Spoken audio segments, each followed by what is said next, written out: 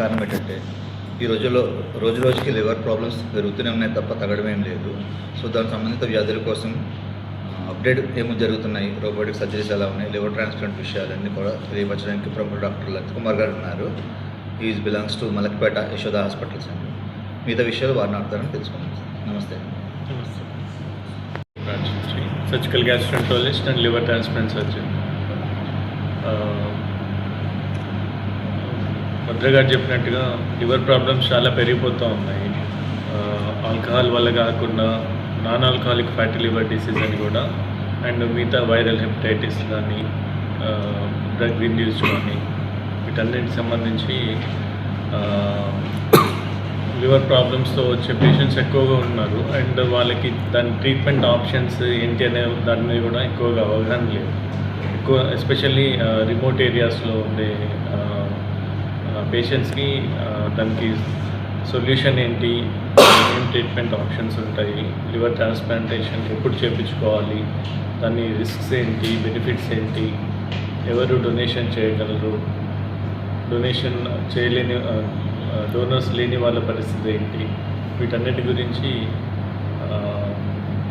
Experts opinion వాళ్ళకి ఇవ్వడం కోసమని every month first Monday every month first Monday ఇక్కడ భీమవరం వస్తున్నాము. సో ఈ ఫెసిలిటీస్ని భీమవరం ప్రజలకి ఉపయోగించుకోవాలని కోరుకుంటున్నాం. అండ్ లివర్ ట్రాన్స్ప్లాంట్ గురించి ఎక్కువ డీటెయిల్స్ కావాలంటే కింద పేషెంట్స్కి డైరెక్ట్గా ఎక్కువ డీటెయిల్స్ ఇవ్వగలుగుతాం. బట్ ఓవరాల్గా మీ త్రూ ప్రజలందరికీ చెప్పగలిగే విషయాలు అంటే liver transplant only liver cirrhosis వరకు వెళ్ళిన పేషెంట్స్కి లివర్ ట్రాన్స్ప్లాంట్ మాత్రమే దానికి లైఫ్ సేవింగ్గా థెరపీటిక్ ఆప్షన్ అండి. లివర్ 80% వరకు డ్యామేజ్ అయ్యే వరకు ఎంతో కొంత మందులతో మేనేజ్ చేయగలం, ఆ డిసీజ్ ప్రోగ్రెషన్ కొంచెం ఆపగలం. కానీ 80% అయిపోయాక మిగతా 20% డ్యామేజ్ అవ్వడానికి ఎక్కువ టైం ఉంది. ఈలోపే మనం లివర్ ట్రాన్స్ప్లాంట్ చేయగలిగితే ఆ పేషెంట్కి కొత్త లైఫ్ ఇవ్వడానికి ఆస్కారం ఉంటుంది. అండ్ ఫ్యామిలీలో ఎవరైనా సేమ్ బ్లడ్ గ్రూప్ రిలేషన్ వాళ్ళు డొనేషన్ ఇవ్వడానికి రెడీగా ఉంటే వాళ్ళ నుంచి అరౌండ్ 50 to 60% ఆఫ్ లివర్ని కట్ చేసి పేషెంట్స్కి ట్రాన్స్ప్లాంట్ చేయడం జరుగుతుంది. దానివల్ల ఇద్దరికి ఇబ్బంది ఏమి ఉండదు. అండ్ ఇద్దరికి ఓవర్ పీరియడ్ మళ్ళీ గ్రో అవుతుంది. అండ్ పేషెంట్కి కొత్త లైఫ్ ఇవ్వడం జరుగుతుంది. ఒకవేళ అలాంటి డోనర్స్ అవైలబుల్ లేనప్పుడు మనం జీవన్ దాన్ ప్రోగ్రామ్ ద్వారా రిజిస్టర్ చేసుకుంటే ఎవరైనా బ్రెయిన్ డెత్ పేషెంట్స్ వాళ్ళ కుటుంబ సభ్యులు వాళ్ళ ఆర్గన్స్ ఇవ్వడానికి కన్సెంట్ ఇస్తే అంగీకరిస్తే అప్పుడు వాళ్ళ ఆర్గన్స్ని ఈ పేషెంట్స్కి రిజిస్టర్ అయిన పేషెంట్స్కి ట్రాన్స్ప్లాంట్ చేయడం జరుగుతుంది. సో ఇలా 2 రకాల ట్రాన్స్ప్లాంట్స్ అవైలబుల్ ఉంటాయి. అండ్ లివర్ ట్రాన్స్ప్లాంట్లో సక్సెస్ రేట్ అరౌండ్ 90 to 95% ఉంది. ఇది స్టార్ట్ అయ్యి ఆల్మోస్ట్ ఒక 20 years అవుతుంది.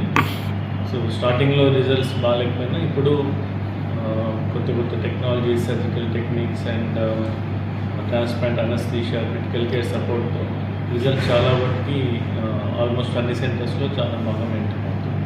అండ్ లివర్కి వచ్చిన మంచి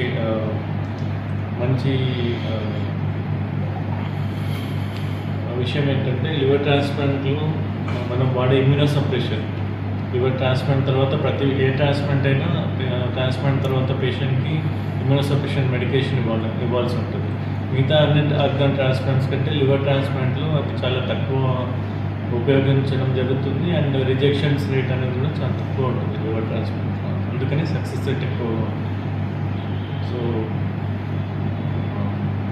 చాలామందికి లివర్ ప్రాబ్లం ఉందని తెలిసినా నెగ్లెక్ట్ చేయడం కానీ, అది వాళ్ళకి ప్రాపర్ గైడెన్స్ లేకుండా లాస్ట్ మినిట్లో వచ్చి ట్రాన్స్ప్లాంట్ ఆప్షన్ లేని కండిషన్లో వచ్చి బాధపడుతూ ఉంటారు. సో వాళ్ళందరికీ ముందు నుంచే ఈ అవగాహన ఉంటే సరైన టైంలో సరైన ట్రీట్మెంట్ తీసుకోవడానికి ఆస్కారం. అండ్ లివింగ్ డోనర్స్కి కూడా ఇప్పుడు ఓపెన్ సర్జరీ కాకుండా లాప్రోస్కోపిక్ అండ్ రోబోటిక్ డోనర్ హెపరెక్టమీ డోనర్స్కి ఆ ఆప్షన్స్ కూడా ఉంది. ఎక్కువ కోత లేకుండా చిన్న హోల్స్తో సర్జరీ చేసే ఆస్కారం కూడా ఉంది.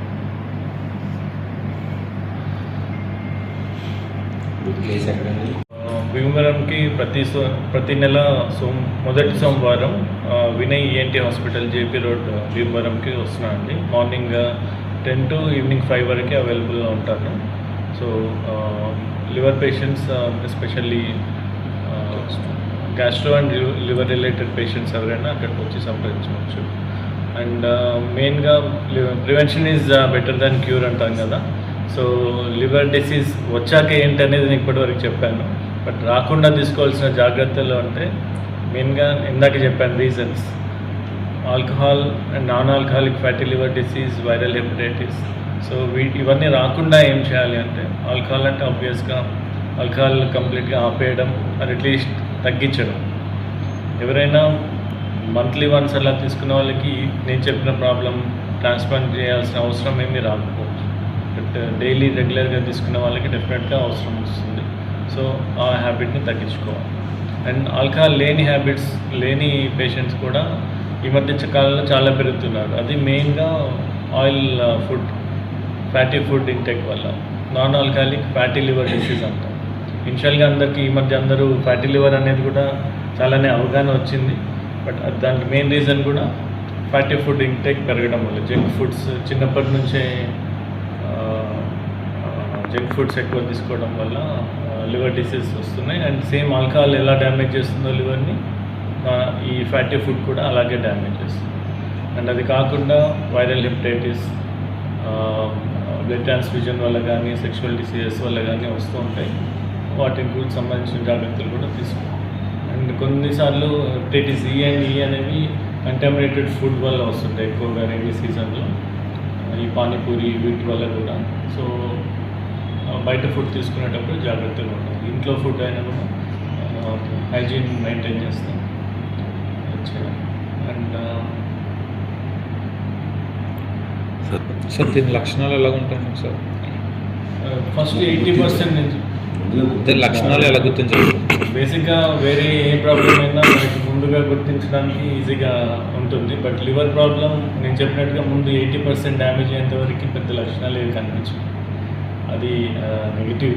బట్ ఆ ఫేజ్లో అప్పుడప్పుడు జాండీస్ రావడం, కాళ్ళ వాపులు, పొట్టలో నీరు రావడం, తర్వాత కొన్నిసార్లు యూరిన్ అవుట్పుట్ తగ్గిపోవడం, అండ్ బ్లడ్ వామిటింగ్స్, లివర్లో బ్లడ్ ఫ్లో తగ్గిపోయి అదంతా పొట్టలో ప్రెషర్ పెరిగిపోతుంది అనమాట. అప్పుడు అన్నవాహికలో వారిసెస్ అంటాం, బ్లడ్ వెజల్స్ ఉబ్బిపోయి పగిలిపోయి బ్లీడ్ అవుతూ ఉంటుంది. బ్లడ్ వామిటింగ్స్ కానీ, మోషన్లో బ్లాక్ కలర్గా బ్లడ్ వెళ్ళిపోవడం కానీ చూస్తూ ఉంటాం.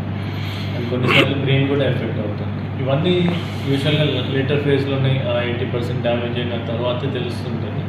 బట్ ఇన్ కేస్ ఇన్సిడెంటల్గా వేరే సర్జరీ కోసం వెళ్ళినప్పుడు, స్కాన్ చేసినప్పుడు లివర్లో ప్రాబ్లం ఉన్నట్టుగా తెలిసిన అట్లాంటప్పటి నుంచి జాగ్రత్త పడుతూ ఉండాలి. అండ్ ఫ్యాటీ లివర్ ఉన్న పేషెంట్స్ కూడా ఫైబ్రోస్కాన్ అని చెప్పేసి దాంట్లో ఫైబ్రోసిస్ ఎట్లా వచ్చింది, సిరోసిస్ వరకు వెళ్ళిందా లేదా, ఫ్రీక్వెంట్ చెకప్స్తోనే దాన్ని ఎర్లీగా డిటెక్ట్ చేసుకోవడానికి అవకాశం ఉంది. ఓకే.